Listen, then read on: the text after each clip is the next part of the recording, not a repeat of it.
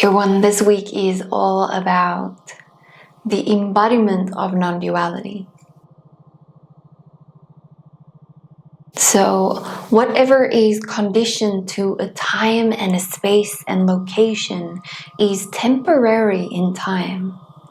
So it doesn't have the natural ability to be eternal. So this means what was there yesterday isn't necessarily here with you now. And what is here with you now in time, space, and location might not be available to you in the future either.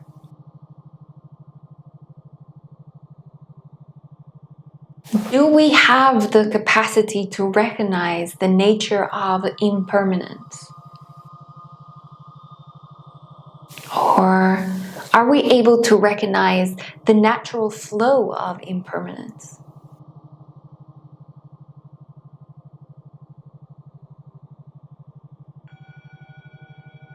You're not the merits, you're not the pain, you're not the likes, you're not the dislikes, you are not the mantras you chant.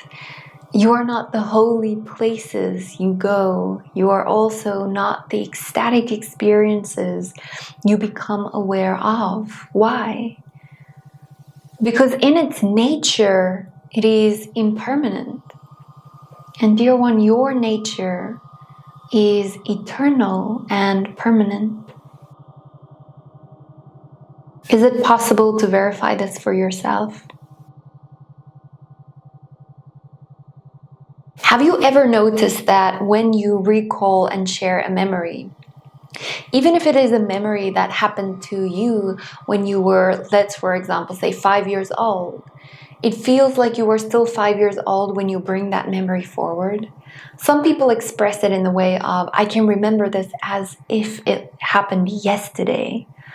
Actually, it is your presence that was perceiving that moment in the same way your presence is perceiving this moment. The body might age, but the presence doesn't, because the thing is, the presence was never born. And that is why there is something so familiar about this feeling. That which perceives every moment is still complete, unchanged, and untouched. Allow me to explain this on a deeper level using a clear quartz crystal. When this crystal is held in front of something black, it appears to be black. And when it is held in front of a white surface, it appears to be white. But does the crystal ever change its see-through clear color? The clear crystal has no color itself, yet it has the capacity to reflect any color possible, all colors. It does not matter what this crystal reflects and how it appears to look, it will always be clear. This is the case for your presence too. It doesn't matter what it reflects or what is reflected onto the screen of consciousness. The presence is always untouched. Dear one, what damage can a reflection cause a reflective surface?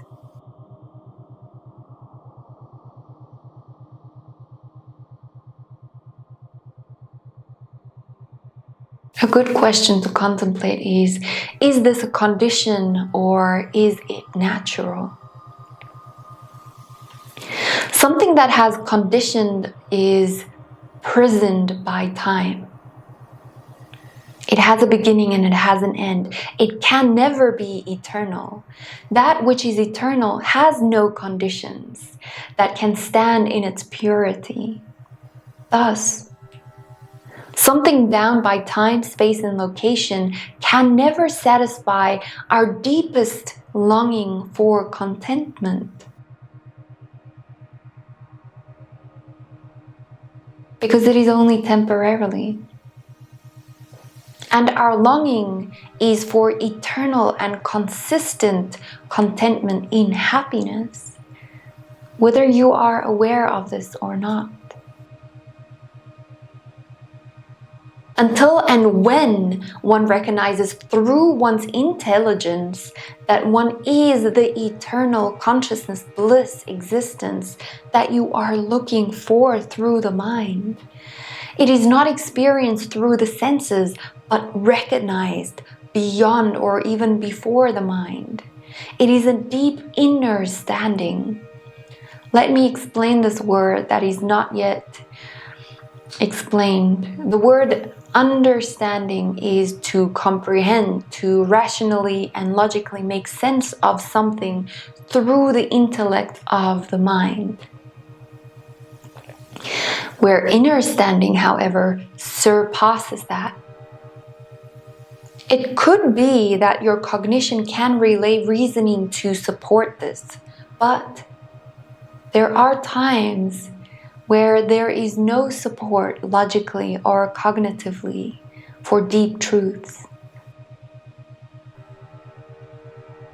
So inner standing is through intuition, leaning into the trust of knowing without knowing how you know. Being okay with that. So from my perspective, it is an understanding, but not through the head, rather through the heart space.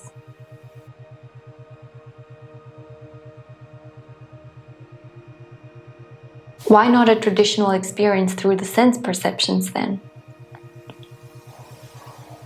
Because everything that is experienced through the senses is conditioned by time.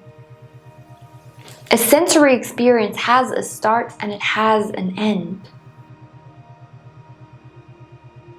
So the truth of what you are is only to be recognized by inner standing. That recognition is able to verify the misunderstanding. This is not a regular experience. So why do I not feel eternal bliss all the time? Why is it not a regular experience? When I try to identify myself with this completeness, the mind is so strong that it says no. It is homogenized and conditioned to be superimposed on various situations, conditions, belief, expectations, feelings. So I understand I am this eternal consciousness, not touched by anything. But why can I not perceive it? Because it is not an experience of the mind. It is a perception to be understood, recognized, and known.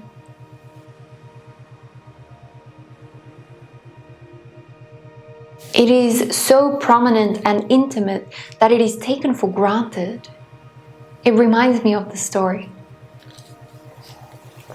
So I'm going to share it with you. There were two young fish swimming around, and they met an older fish swimming into the opposite direction. The older fish says, "Good morning, boys. How's the water today?" As the two younger fish swam for a little bit, eventually, one of them asked, "What the hell is water?" The most obvious and important realities are sometimes the hardest to see.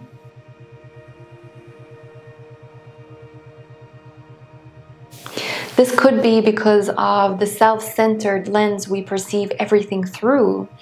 And then the interpretations results from that specific perspective, the lens that you're looking through. You can look through, or you can look at everything through a green lens and everything is going to look green, no matter what color it truly is. So what is even more interesting to me is how the older fish knew what water was.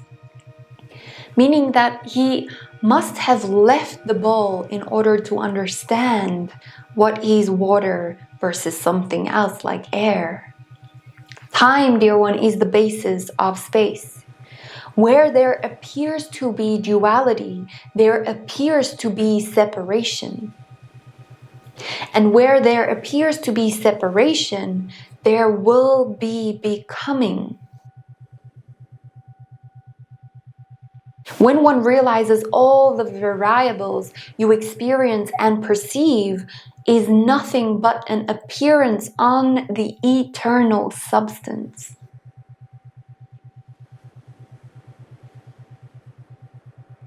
Consciousness is ever available to the one who wants to realize, I am. And even then, let me share another story with you. It is called the monkey catcher. So the monkey catcher places a vase firmly planted into the ground, and inside he puts sweet nectar of mango. The hole is just big enough for the monkey to get its hand into and out of this vase without holding on to anything. So when the monkey puts its hand in and it tries to take out the mango, he gets stuck. Then the person setting up the trap comes to beat the monkey. Now let's ask ourselves a few genuine inquiry questions here. Is the vase holding on to the monkey? Is the monkey catcher holding on to the monkey? Is the mango holding on to the monkey? In actual fact, dear one, nothing is holding on to the monkey. The monkey just has to let go. The monkey is even free at the first moment of the beating. But the monkey is attached to the mango, so it's going to think that the mango is satisfying it. And therefore, the monkey holds onto it no matter what the cost.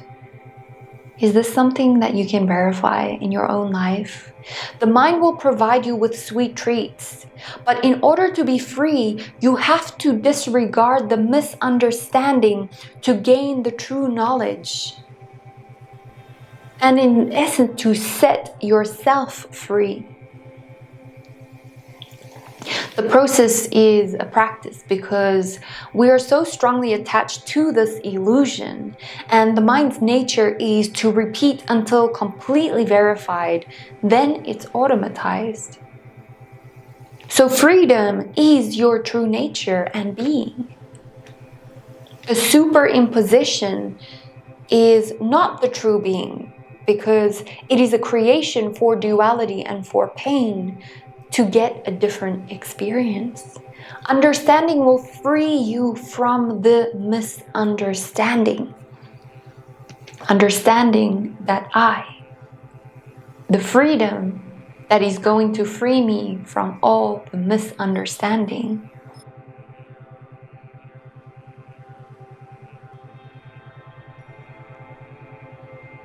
Remind yourself of this truth until it returns to nature once again.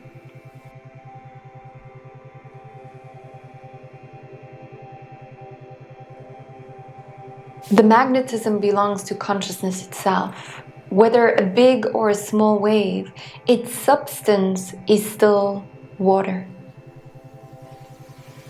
In order to merge back into the entire ocean, one has to give up what is appearing to be temporarily. So the wave has to give up its form and its shape, its color, in order to merge back into the entire ocean. Meaning, if we are truly seeking for the infinite, are you ready to let go of all of the things that's finite?